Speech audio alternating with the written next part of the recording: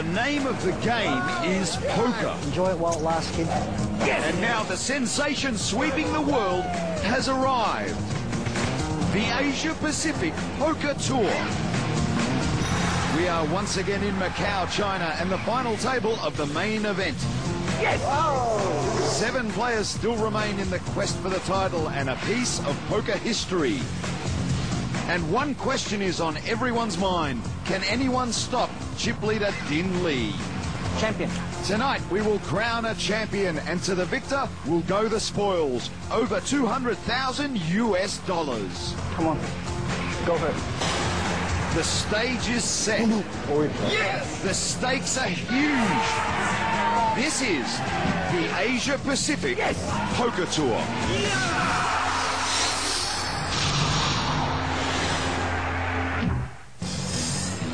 Welcome once again to Macau and the Grand Waldo Hotel and Casino, home to China's first ever international poker tournament. 352 men and women came to be a part of poker history.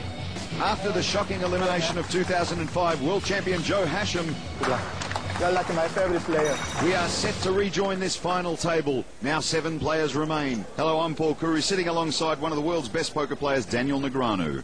There you see Liz Liu having a tough go of it so far. Elke Grispellier's been up and down. And there you see Elke's ex-roommate, Guillaume Patry, still in the thick of it. And one player who's had very little trouble so far is Din Lee. He's been imposing himself on this final table. Will he take home the trophy? And there is our chip count, which he sits atop of, 770,000 in chips. Several players close behind, but for now, let's send it over to our third team member, Erin McNaught. Hello again.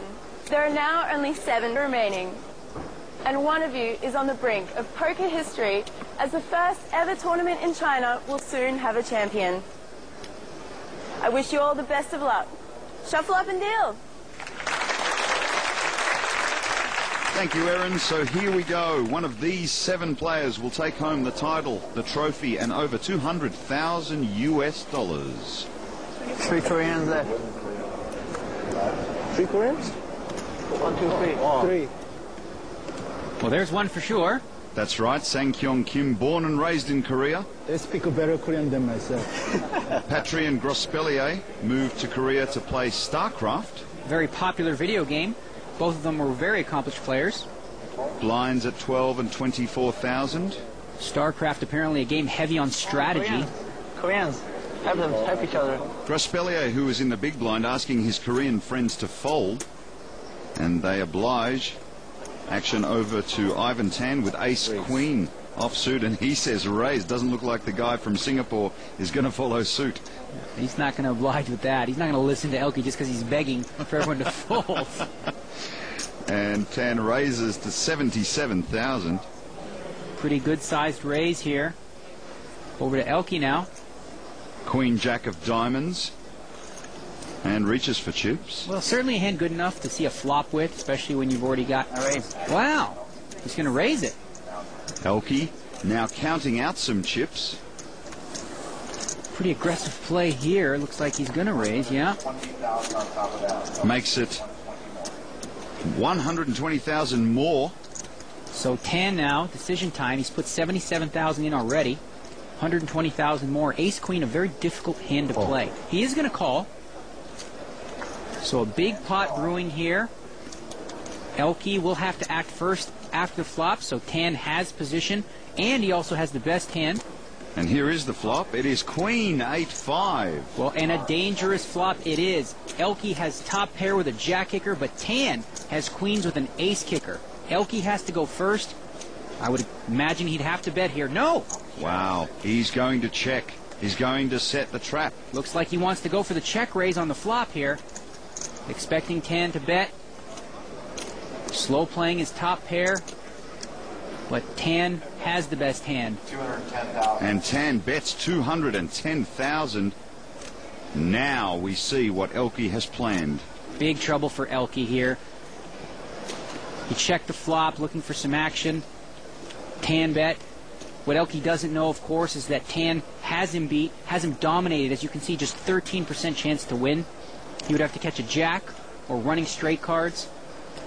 This could be trouble. Wow! Elke lets it go. An amazing read. That is an incredible laydown in this type of situation. To re-raise before the flop and then check fold on the flop. That might be one of the greatest reads I've ever seen. I'm totally impressed by Elke's play there and did it so nonchalantly. You know what? I'm going to have to start taking up that StarCraft stuff. These kids are good. Grospellier clearly knows how to play this game as well. Hello again, everyone. Alongside Daniel Negreanu, I'm Paul Curry. And Daniel, what a final table it's been so far. Nothing has gone according to script, and now everyone is asking themselves one very important question. Who is Din Lee? Din Lee has been playing aggressive, absolutely fearless poker so far, and this table seems downright scared of him. But Lee admitted that he bluffs way too much, and if Grospellier, Patry, or anyone else picks up a hand against him, well, things could change very quickly. And there is Din Lee, who's been a little quiet of late, the concert promoter, but I'm thinking that that won't be for too long. Action on Liz Liu right now. Blinds are 12 and 24,000. She sees ace-6 offsuit and moves her chips into the middle of the pot.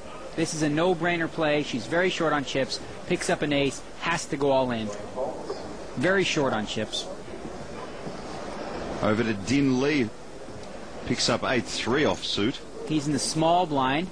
Remember now, the blinds, the small and big blind, are force bets.